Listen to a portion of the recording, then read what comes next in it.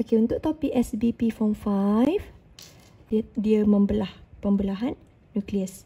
Daripada 1 menjadi 2, daripada besar menjadi kecil. Okey, apakah jenis zarah alfa, charge dia? So, boleh bulatkan perkataan zarah, charge pada zarah. So, tahulah alfa ni yang ni. Okey, helium. Helium tu dikenali sebagai zarah alfa. Okey, so dia adalah zarah bercas positif. Dia tanya hitungkan cacat jisim. Dalam fizik, cacat jisim itu adalah mass. Tapi bila dia kata cacat, mesti perubahan. Maksudnya mass after dengan before tu mesti ditolak. E sama dengan mc square. M yang ni dalam bentuk kg. Awak mesti cari M. Berarti M sorang-sorang, E bahagi C square. Okey, jom kita masuk nilai. So, punya nilai energi ialah 6.848, 10 kuasa negatif 13. So, at the end of the day, awak akan dapat dalam nilai kg tau. As I said, 7.61 macam tu. Skema saya dah bagi, pastikan awak buat dulu lah. So, bila dapat kg, awak kena tukar kepada UJA. Sebab arahan soalan dia nak UJA, unit jisim atom. So, nanti awak tengok saya dah tekan kalkulator dekat sini. So, unit jangan lupa tulis. Jika cacat jisim bertambah, maksudnya mass tu bertambah. Apa yang berlaku pada tenaga? Okay, awak tengoklah hubungan. E sama dengan mc square. So, jadikan C tu constant. Awak jadikan tulang ikan. So, awak tengoklah hubungan M dengan E. Sebab dia tanya energi dengan M. Apa relationship dia? So, awak akan kata, apa akan berlaku? Berlaku ni ada 3 je possible answer. Sama ada bertambah, berkurang atau sama. Okay, dekat sini awak nampak dia berkadar terus. Bila dia berkadar terus bermakna kalau M bertambah, energi akan bertambah. So, your answer of energy mesti tulis bertambah.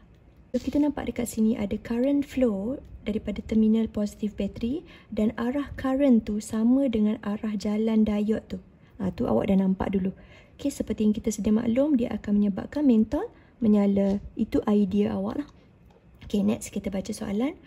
Okay, since dia berada di nombor 5, nombor 5 selalunya akan ada comparison. Awak akan compare antara diagram pertama dengan diagram kedua. So, akan adalah jawapan lebih besar, lebih kecil atau sama dengan. So, akan nampaklah dekat sini. Awak compare antara apa? Kalau sini awak akan nampak satu naik atas, satu turun bawah. Okay, ni compare yang pertama. Compare yang kedua, sini diodnya atas dengan diod yang bawah sama. So, nampaklah kedudukan dia sama. Okay, so automatik bila awak nampak bawah ni jalan kod bawah, arusnya dia tembung, dia berlanggar. So, di sini tidak akan nyala. So, that's your idea first. Okay, pandang soalan. Apakah fungsi diod? Awak mesti tahulah. Dia mesti, as I said, di komponen. Komponen apa? Elektronik. Okay, device. So, dia adalah device yang membenarkan arus lalu dalam satu arah. Okay, satu arah. Mentol 5.1 menyala, 5.2 tidak. Okay, sambungan. Awak akan nampak sambungan siapa? Sel kering. Tadi kita dah tengok item 1. Sel kering item 1, satu naik atas, satu turun bawah. So, awak tahu dekat sini, terminal positif pertama sentuh bahagian ini. Bahagian belakang diod ni. Kita akan panggil dia sebagai berlaku pincang depan lah. Okay? Dan yang ni, terminal negatif yang sentuh belakang diod yang positif ni. Anode kita panggil dia sebenarnya. Okey, so kalau kita patah balik pada soalan nombor 2, awak akan kata sambungan. Sambungan dia adalah 5.1 terminal positif bateri tu, dia sambung ke siapa tadi? Anode kan? Saya dah cakap dia sambung ke anode diode. Sementara 5.2 terminal negatif tu, dia sambung mana? Saya pun dah lupa dah. Okay. Terminal negatif tu yang sambung ke anode. Bahagian belakang ni kita panggil anode. Okay. Sambung ke anode diode. Nanti awak salinlah full. Right? Untuk berlaku pincang depan, means awak nak mentol awak tu nyala. Okay, mentol menyala. Longkang awak tu mesti sangat kecil so that dia boleh lalu. Ibarat macam itulah. Dia mesti lapisan susutan tu kecil. Sementara pincang songsang, bila dia tak nyala, dia punya jurang besar. Dia punya lapisan sususan tu besar. Tu kena fahamkan dulu. Okay, so akan bagi tahulah comparison, bandingkan pertama dan kedua. So akan kata lapisan susutan yang pertama lebih kecil berbanding lapisan susutan yang kedua. Nak buat gini sahaja pun boleh, macam kita belajar dalam kelas. So akan gunakan hubung kait dengan perkataan semakinlah, that's your idea. Tapi awak kena tengok dulu, dia tanya apa? Sambungan. Okay, diode. So awak kena tahulah, bila sambungan tu daripada terminal positif bateri, sel kering tu, dia lalu kepada anode. Okay, so awak akan tahulah arus akan lalu kat sini. Okay, so akan kata sambungan ini akan menyebabkan mentol itu menyala. Okay, this your idea. So kena salin balik sambungan dengan diode sahaja. Yang ni je. Okay, saya buat apabila terminal positif, dia guna perkataan sel kering kan? Okay, saya salin balik lah. Sel kering sambung pada anode. Okay, tulis balik mentol. Dia tanya mentol tadi. So akan kata mentol nyala. Okay, saya admitkan awak sekejap. Okay, terus. Okay, sekarang dia tanya lapisan susutan pula. As I said, bila nyala, dia punya longkang ataupun dia punya lapisan tu sangat kecil. Okay, so terus salin. Akan menghasilkan, akan bagi ayat sedap-sedap sikit jangan malas sangat. Akan menghasilkan lapisan susutan. Okay, ambil balik poin yang awak dah belajar tadi. Yang kecil. D. Okey, awak dah belajar. Ada 4 diode dekat sini. 1, 2, 3, 4. Dalam kepala otak awak, mesti awak terfikirkan rectifier gelombang penuh. Because dia akan menyebabkan arus ulang alik yang dibekalkan pada mula-mula ni akan menyebabkan semuanya akan menghasilkan arus yang terus. Okay, kalau saya conteng dekat sini, arus ulang alik semuanya akan bertukar kepada arus terus. Okay, so macam mana dia nak tukar kepada arus terus? Awak kena kira petak ni. Petak ni ada satu petak saja. So pastikan dekat sini awak guna satu petak juga.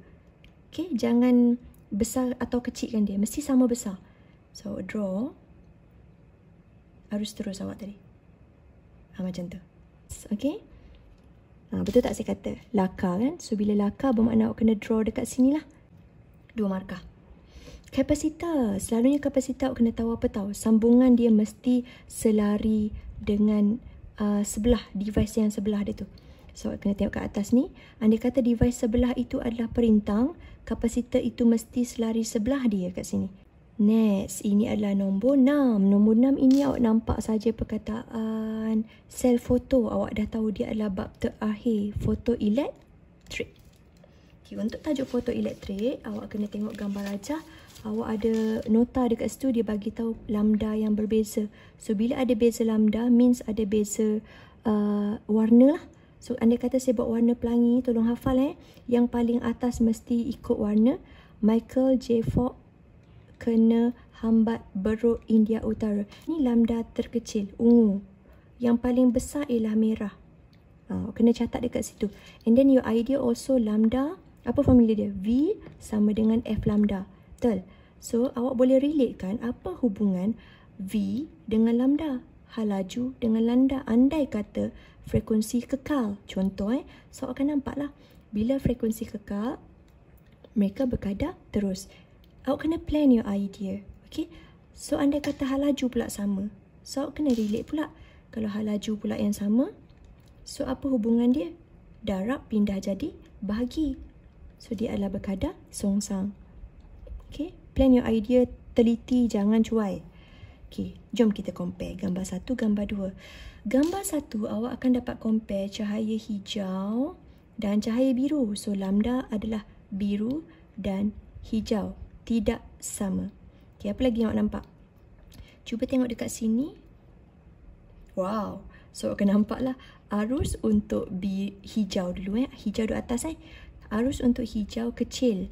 Sementara arus untuk bacaan biru tu besar. Sini Kenapa cikgu kata arus? Sebab cikgu nampak dekat sini ada ampere. Oh, ni nak lambda So dia tak tulis lah frekuensi. Oh, mesti dia nak suruh cari frekuensi ni. Okay, awak dah boleh agak bila awak baca soalan tu. Okay, jom tengok. Okay, namakan fenomena. Fenomena apa? Bila cahaya disinarkan kepada katod. Contoh ni adalah awak punya katod. Kita ada cahaya sinar. Elektron terpancar. So dia tanya apakah fenomena tersebut. Kita dah banyak kali buat pembentangan kan, debate semua, game. So awak tahu dia adalah kesan fotoelektrik. Okay, banding. So as I said, banding dia ada 3 sahaja, besar, kecil atau sama dengan. So dekat sini awak dah banding tadi. So awak nampaklah dia, kalau boleh gunakan gambar rajah pertama dulu start. Pertama ialah hijau, kedua ialah biru. Okay, awak boleh guna 6.1, 6.2 atau lambda hijau, lambda biru. Macam tu. Untuk comparekan dia. So, awak akan nampak lambda yang pertama tu lebih besar. Dua ini sahaja yang diterima. Kecuali awak nak tulis lebih panjang lah. Okay, arus kita dah study tadi. Kita akan nampak bahawa arus yang mula-mula tu lebih kecil compared to arus yang bacaan kedua. Betul saya cakap kan. Dia suruh cari frekuensi. Okay, jom kita tengok formula. V sama dengan F lambda. Ni formula yang awak dah hafal. Namun, bila awak tahu ini adalah tentang cahaya, V yang akan awak kaji semuanya adalah VC. So, tukarkan V ini kepada C. Okay? Sebab kita memang pancarkan cahaya kan? Okay, bila ditanya F, pastikan awak masukkan formula yang betul. Darab pindah jadi bahagi. So, bila ditanya frekuensi biru, pastikan awak letak lambda biru. Okay, so masukkanlah nilai cahaya. Dia punya hal laju 3/10⁻8.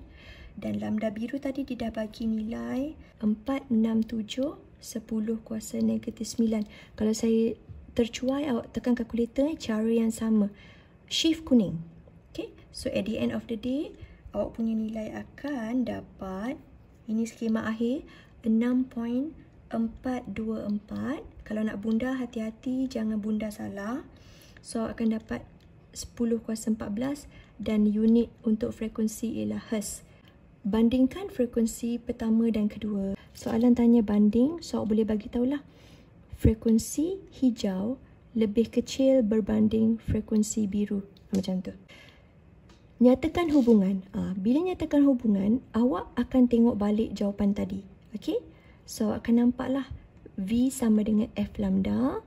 So, bila dia tanya lambda dengan F, lambda dengan F. So, akan kata semakin. Betul? Sebab hubungan ni Siti Sarah. Macam biasa, awak akan draw your idea first. Semakin apa? Panjang gelombang. Plan dulu dengan perkataan yang ni, salin. Lepas tu yang kedua, salin pula kat sini. Okay, barulah awak tengok dia punya hubungan. So, yang ni kalau bertambah, yang ni akan berkurang lah, betul? So, awak akan tulislah semakin bertambah dan semakin berkurang. Alright, sekarang, apakah hubungan frekuensi dengan arus pula? Tadi kita dah tengok semakin dan semakin frekuensi dan arus fotoelektrik. Jangan malas, salin je, tak ada masalah. Habiskan dakwah pen awak untuk momen yang terakhir ni. So, akan kata semakin tinggi, contoh frekuensi 6 poin kan. So, akan katalah semakin besar pesongan tadi. Awak nampak dekat miliampere tu, bacaan tu. So, akan kata semakin tinggi atau besar bacaan. Kalau kita ubah keamatan, apa jadi? Awak dah pernah hafal, dah pernah present. Awak akan kata keamatan tidak mempengaruhi, betul? So, akan kata tiada perubahan. So, tadi kita dah jumpa elektronik. Ini ada lita. Of course, this is electric. Okay? So, bila lita ini lita yang complicated. Okay, plan your idea. Awak dah pernah belajar. Lita complicated mesti dimudahkan. Segala perintang yang ada 1, 2, 3 tu, selari, and then dia sesiri, awak kena jadikan dia litar yang macam ni. Sila tengok idea saya. Awak ada bekalan, awak ada arus yang turun dan awak ada perintang. Dia cuma ada V, I, R. Jadikan dia dalam bentuk yang mudah. Q sama dengan IT, I is Q over T. Ni formula yang awak boleh tengok kat muka surat pertama. Dia bukan saja-saja bagi untuk hiasan, tak. Dia nak awak guna. So, I ialah kadar. Nampak ni kadar. So, ada T kat belah bawah. So, akan tulis arus ialah kadar aliran. Aliran siapa? Aliran orang atas ni. Kuantiti yang dekat atas ni adalah kuantiti charge. Okey, rintangan setiapnya ialah 3. Okey, apakah bacaan emitter? Okey, kalau saya boleh buat gambar. Saya settlekan RS dulu. Okey, 1 per R sebab dia selari. 1/3 campur 1/3. Saya akan dapat 2/3, betul? So, macam biasa, R bawah naikkan ke atas 3/2. Okey, sekarang semua ni dah menjadi satu yang macam ni. Dia dah jadi sebelah dengan orang yang kanan tu. Siapa orang yang kanan tu? T. So, T tu 3. Yang sebelah kiri tu dah saya jadikan 3/2. So, ini sudah menjadi litar sesiri. So, untuk litar sesiri, nilai R dia adalah awak kena tambah sahaja. Okay?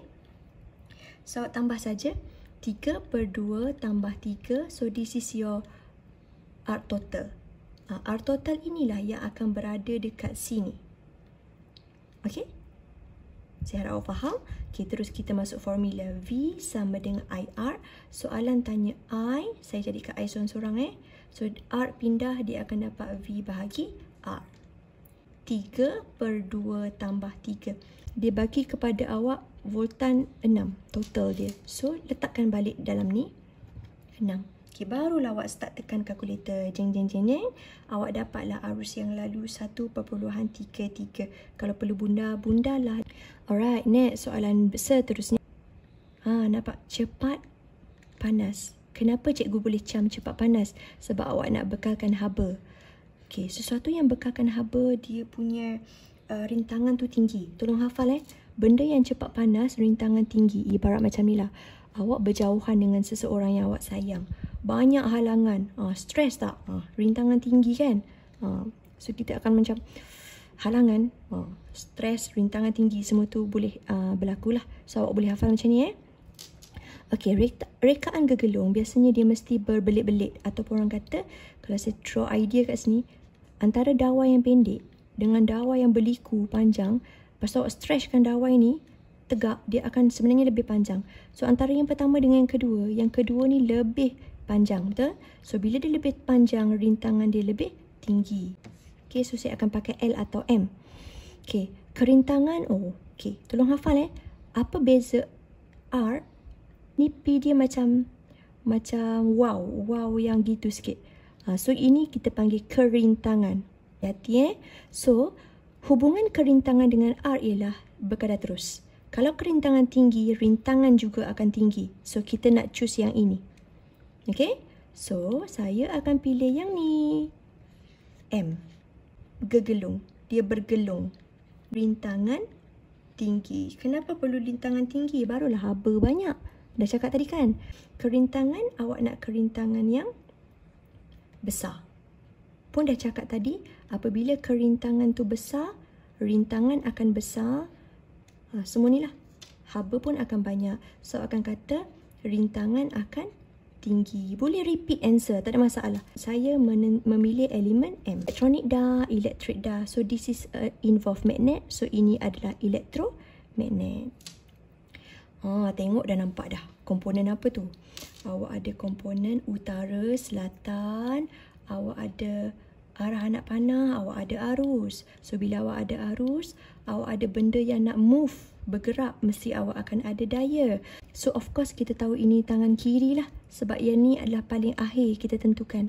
So, arus lalu dulu. Utara selatan ada dulu. So, ini awak akan tahu. Tulis kat test pad Awak akan tahu ini adalah petua tangan kiri. Okay. Fleming. Ini bukan aruhan awak dibekalkan arus.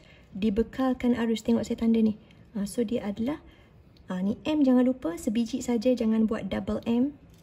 Buat 4 poin dulu sebab ada 4 markah.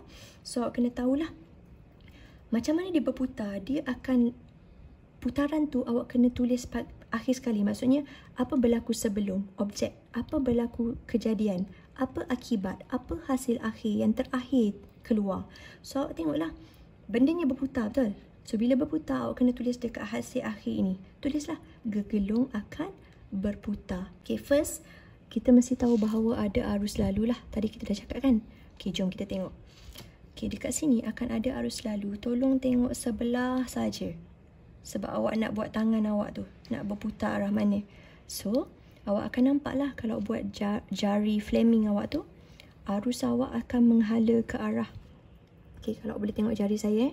Fleming kiri utara pergi selatan. Macam tu. Utara pergi selatan. Tapi arus awak masuk sini. Okay, buat 90 darjah awak.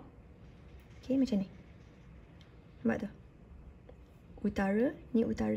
Ini adalah utara selatan. Utara pergi selatan.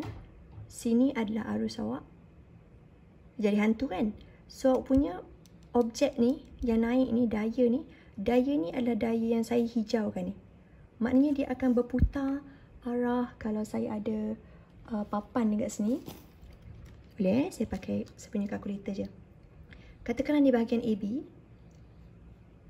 Okay, saya dah buat jari tadi kan. So, dia akan berputar arah atas. So, AB ni akan naik atas. Okay. Macam ni. So, bila dia berputar macam tu, itulah yang akan menyebabkan dia berpusing. Di bahagian AB akan ada arus lalu. Okay. Medan magnet akan terhasil. Medan magnet ni dihasilkan oleh apa tahu? Dihasilkan oleh konduktor tadi. Dihasilkan oleh konduktor. Siapa yang tak jelas konduktor, mesti saya bagi tahu. Konduktor tu, kalau saya letak saya punya pen ni, ni lah konduktor dia. Sebelah AB ni. Ni lah konduktor. So, ada arus lalu. Kalau nampak saya punya moncong ni, arus akan lalu kat situ. So, di sini akan terhasilnya medan magnet di konduktor ni. Okay. So, akan kata arus akan lalu dekat situ menghasilkan medan magnet. 1 markah. Okay. Lepas tu, awak nampak tak dekat sini ada magnet kekal? Ni. Ni magnet kekal ni. So, akan kata dekat markah kedua, medan magnet juga ada pada magnet kekal tadi. So, medan magnet kekal akan berinteraksi apabila ada arus masuk. Contoh ni, saya punya dawai, SAS. Macam tu. Bila ada arus masuk, dekat sini pula ada selatan. Contoh, dekat sini pula ada utara. ZAS dia pergi, betul? Kan ada interaction tu.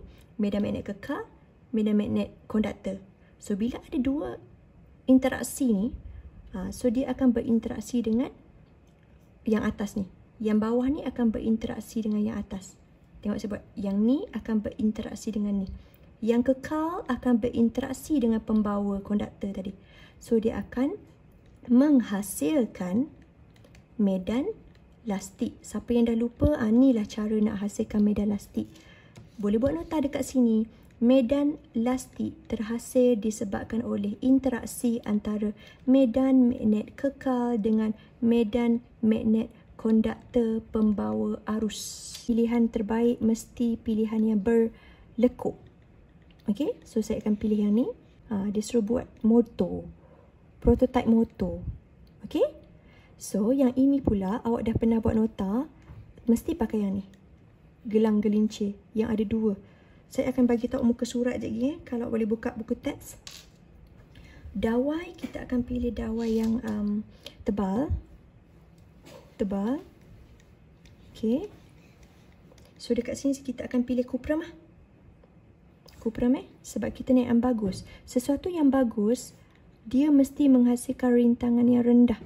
Maksudnya dia tak cepat panas. Lilitan awak dah belajar untuk berlaku medan magnet yang terbaik. Lilitan mesti banyak. So, di lilitan mesti banyak. Okey. Lilitan banyak. Yang ketiga, dia nak dawai kupram yang tebal. Magnet melengkung. Gelang gelincir menghasilkan medan magnet jejarian. Tolong hafal ni. Okey. Kenapa pakai dua gegelung tadi? Sebab awak nak menghasilkan arus ulang-alik berterusan. So ini terbaiklah. Okey, kenapa kupram yang tebal? Saya dah bagi tahu supaya rintangan tadi akan menjadi rendah.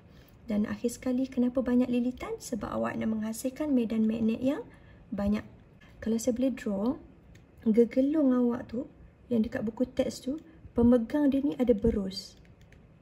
Ni label dia berus. So, awak boleh buka, saya catat siap-siap buku teks awak. Tolong buka pada muka surat 160, 165.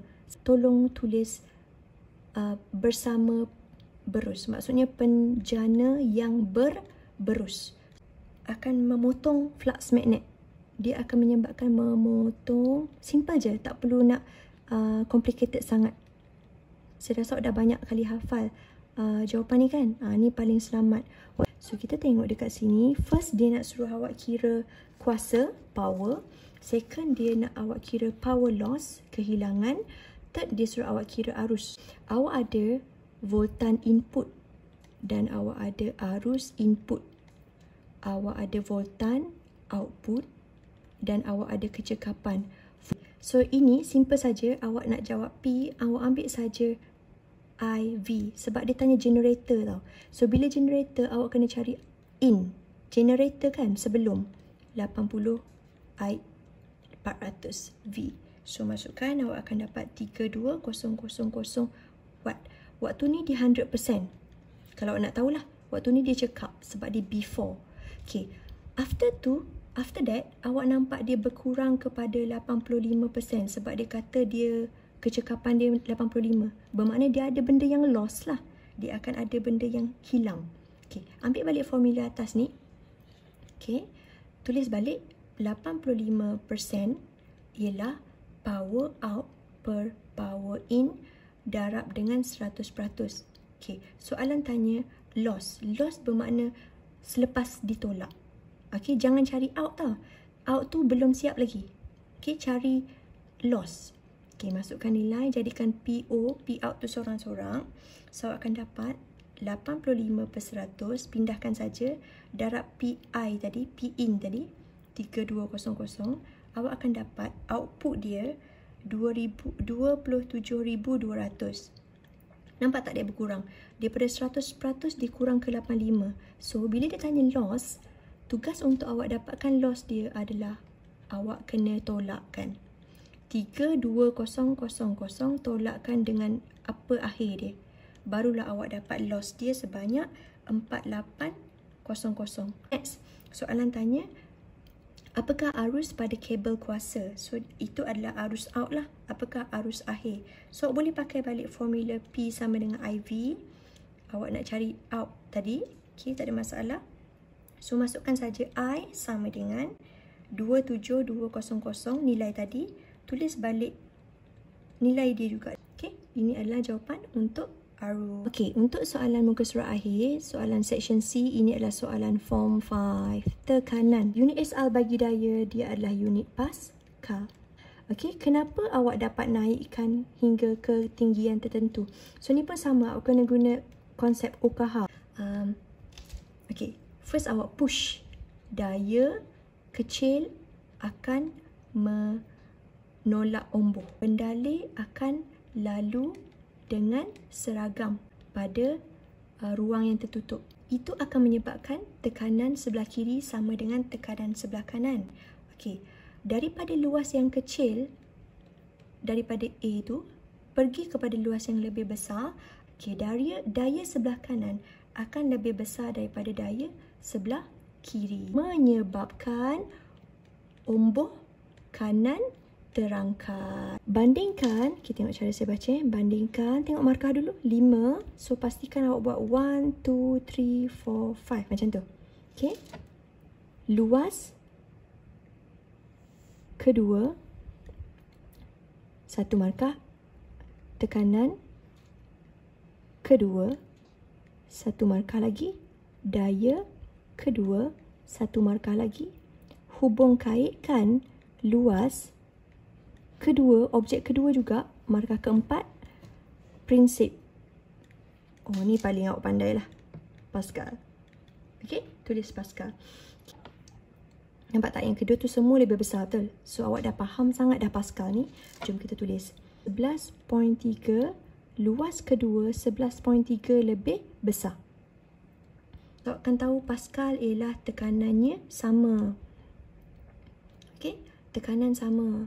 Okay, yang ketiga, dia tanya apa? Daya. So, akan kata daya gambar rajah yang objek yang kedua, daya yang kedua, dia adalah lebih besar daripada gambar rajah mula-mula. Lepas tu dia kata hubung kaitkan. Tulis semakin tinggi. So, tahu bahawa formula P sama dengan F per A. Dia tanya hubungan A dengan F kan. So, akan nampak bahagi pindah jarak berkadar terus. Semakin tinggi daya, semakin tinggi luas. Dekat sini diguna perkataan 2. So, tolong tulis F2 dan luas 2. Modification 10 markah. Jenis, ciri, siapa tu? Bendalih. Luas, input dan output. So, dekat sini ada 1, 2, 3, 4. So, catat luas omboh input dan luas omboh output. Lepas bahan. Okay, pipe. Okay, selalunya awak paling pandai kat sini. Benda yang nak tahan lama, betul? Benda ni yang tahan lasak, mesti pipe tu pipe yang kukuh lah. Pipe yang kuat. Okay, lepas awak tahu, awak tekan dengan kekuatan yang sikit, berarti luas yang pertama tu mesti kecil, luas yang kedua tu mesti besar. Bendalih tu mesti bendalih macam minyak. Cuba ambil ciri yang takat didihnya tinggi. Kenapa takat didihnya tinggi? Supaya dia lambat mendidih. Barulah dia tahan lama. Lambat mendidih, tak cepat rosak. Okey. Kenapa luas pertama tu kecil? Sebab awak nak menghasilkan daya yang kecil yang pertama tu. Kenapa yang kedua tu nak kena besar? Supaya tidak menghasilkan daya yang besar. Ini pertama ni awak kena tukar lah. Awak kena menggunakan. Betul tak? Kita nak buat mula-mula kan? Kita menggunakan daya yang kecil. So, this is modification. Tengok markah cukup tak 10? 1, 2, 3, 4, 5. So, awak kena nak A kan? A+.